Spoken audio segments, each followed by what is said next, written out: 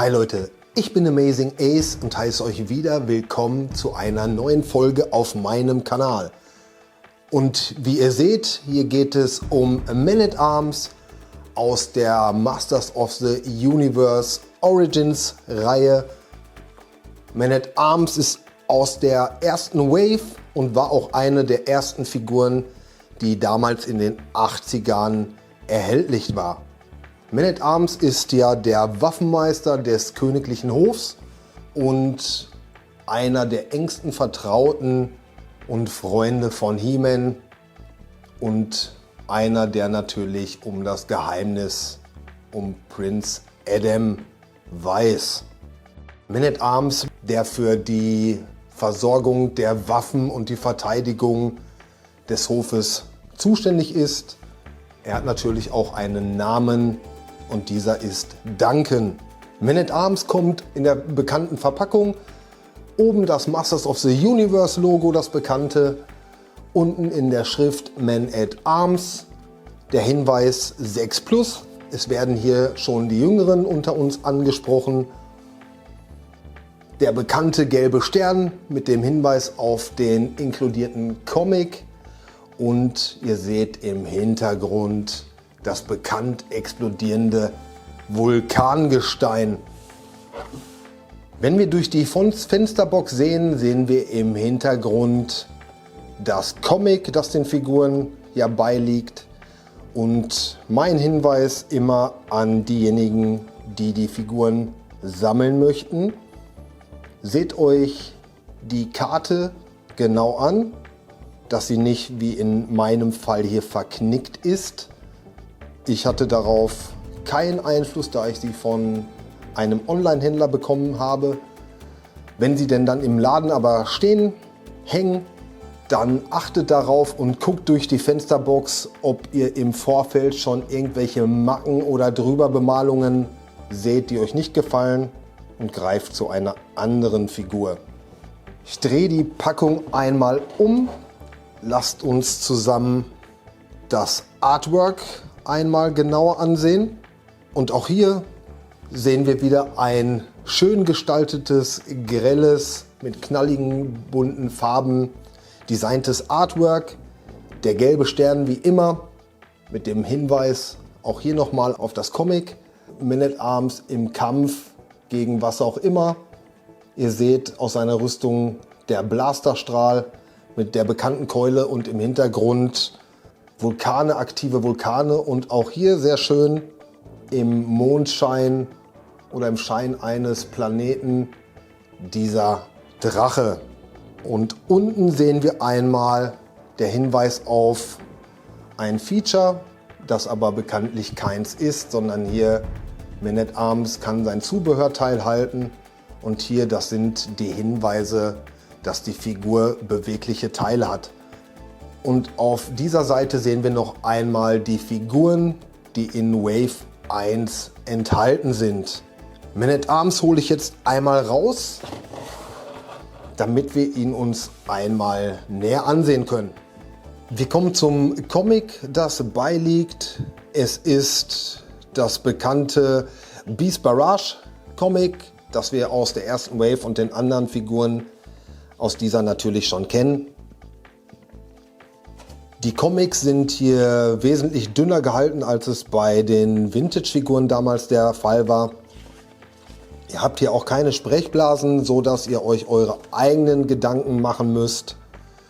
Das Design ist dennoch schön gemacht. Auch die Farben hier sind super. Und auf der Rückseite seht ihr immer die Figuren, also hier Wave 1, die auch auf der Wave 1 Verpackung natürlich sind.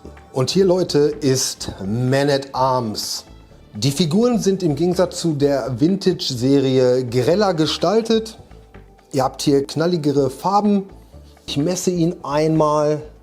Auch hier sind es 15 cm und die Schulterbreite ist auch hier 7,5 cm. Dann wird er einmal gewogen. Und wir haben hier ein Gewicht von 102 Gramm. Wenn ihr Man-at-Arms aus der Packung nehmt, müsst ihr erst diese 1, 2, 3 Rüstungsteile montieren. Man at Arms präsentiert sich hier in bekannter Form, in dem bekannten Aussehen. Wir haben hier eine ordentliche Bemalung. Also hier ist nichts drüber gepinselt. Hier kann ich nichts bemängeln. Also das ist wirklich sehr ordentlich. Die Rüstungsteile sind aus Gummi und werden hier mit den bekannten Straps gehalten. Natürlich ist alles, wisst ihr, abnehmbar. Sehen wir uns einmal das Wichtigste an, was die Bemalung angeht, ist sein Kopf. An seinem Helm ist auch hier nichts drüber gemalt. Sein Gesicht ist anders, als es bei der Vintage-Serie der Fall war. Ihr seht hier sein Pornoschnurrbart. Er ist wirklich riesig. Die Vintage-Figur hatte ja keinen Schnurrbart. Also hier ist es angelehnt an die Zeichentrickserie. Dort trägt er einen. Auch hier seht ihr die Bemalungen mit den Augenbrauen und den Schnurrbart an sich. Dieser ist ordentlich gestaltet. Und Man at Arms hat immer ein sehr strenges Kinn. Den Detailgrad der Rüstung, der ist wirklich schön gemacht. Ihr erkennt dort seine Apparatur, ja, seine Schläuche und Verbindungen. Auch das ist ganz die Vintage-Serie, also da sind die Details komplett 1:1 übernommen. Auch finde ich, ist der Übergang zwischen dem Oberarmschutz und dem Unterarmschutz gut gelungen.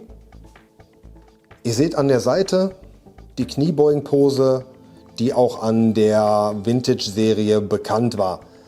Das, was hier anders ist als bei der Vintage-Serie, ist dieser Übergang natürlich durch die beweglichen Teile anders. Nichtsdestotrotz ist diese Lippe, dieser Überhang etwas seltsam. Die Bewegung an sich ist wie immer, Fußgelenke sind beweglich von oben nach unten. Ihr könnt sie einmal in der Runde drehen und seitlich bewegen. Die Unterschenkel, die Boots, die Schuhe, Stiefel lassen sich einmal in der Runde bewegen.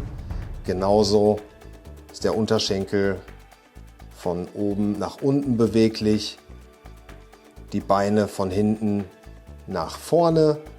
Ihr könnt sie auseinanderziehen und seht die bekannten Pins, an denen es befestigt ist. Also kein Gummi mehr wie damals. Ihr könnt den Torso einmal in der Runde bewegen. Die Handgelenke lassen sich auch 360 Grad drehen. Und hier von innen nach außen. Die Schultern einmal nach oben, einmal nach unten. Ein Bizepsflex ist natürlich möglich. Genauso wie die Rotation nach außen, nach innen und auch hier der Kopf 360 Grad in der Runde beweglich. Auch Man at Arms fühlt sich wie die anderen Figuren solide an. Wenn die Jüngeren damit spielen, wird so schnell nicht kaputt gehen und sie wird einiges aushalten. Und auch die Standfestigkeit ist bei dieser Figur sehr gut. Wenn ihr meine anderen Videos gesehen habt, wisst ihr ja um ein, ja, sagen wir mal, verstecktes Feature.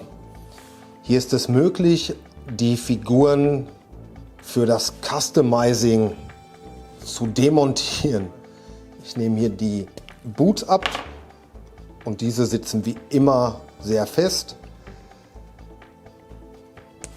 Das Handgelenk ist abnehmbar, der Arm ist abnehmbar, der Kopf ist abnehmbar und der Torso ist auch abnehmbar. Am Beispiel mit Skeletors Kopf aus der Origins-Reihe. Und da seht ihr, passt super. Also da ist euch, was das Customizing angeht, so gut wie keine Grenzen gesetzt. Solltet ihr mal alle Figuren haben, habt ihr natürlich da riesen Variationsmöglichkeiten. Und auch das Zusammensetzen, ihr hört es anhand dieses Klicks, das ist einfach solide und fest und man muss sich etwas anstrengen. Finde ich persönlich sehr gut. Nicht, dass da was von vornherein wackelt oder labbert. So muss das Ganze nämlich sein. Bei meinem He-Man Origins habe ich ja bemängelt, dass dort das rechte Bein von vornherein schon immer wegknickt. Ich zeige euch auch noch einmal, also das Mischen mit den Classics ist hier nicht möglich, da der Ball oben etwas dicker ist. Ich habe jetzt keinen ausgepackten Classics. Ich habe hier einen von Super 7, ein Ultimate Skeletor, aber der vom Origins ist etwas dicker und auch dicker als bei den Classics. Wenn wir das Ganze einmal versuchen, Man at Arms ist drin, ist aber locker. Von den Köpfen passt das größentechnisch. Ihr seht aber, hier ist das Loch zu klein und da seht ihr auch schon, dass der Kopf, wenn es passen würde, auch viel zu groß ist. Also ihr kriegt den bestimmt drauf, wenn ihr das erhitzt, aber lasst sowas. Zack. Und ihr seht, auch hier mit einem schönen Plopp-Geräusch. Man at Arms kommt mit einem Zubehör, und zwar die Keule. Ihr seht hier auch, das Design ist gut, der Detailgrad ist gut und sie ist wirklich aus hartem Plastik. Man at Arms hat eine offene Hand und eine geschlossene Hand. Die Griffe sind immer relativ dick und ihr seht, das passt super und das sitzt fest in seiner Hand. Als Vergleich mal mit Skeletor, damit ihr das einmal seht, also größentechnisch ist da natürlich alles richtig. Finde ich, ergibt wirklich ein schönes Bild. Ein Man at Arms aus der Classic-Serie habe ich nicht, auch keinen aus der Vintage-Serie, so dass ich euch damit einen Vergleich aufzeigen könnte. Deswegen habe ich hier mal den Skeletor aus der Origins-Reihe genommen. Ich stelle euch einmal noch einen Skeletor von Super 7 dorthin, den Ultimate Skeletor. So seht ihr noch einmal das Größenverhältnis. So Leute, das war der Bericht zu Man at Arms aus der Origins-Reihe der Masters of the Universe. Was sagt ihr zur Figur? Gefällt sie euch? Gefällt euch der Pornobart?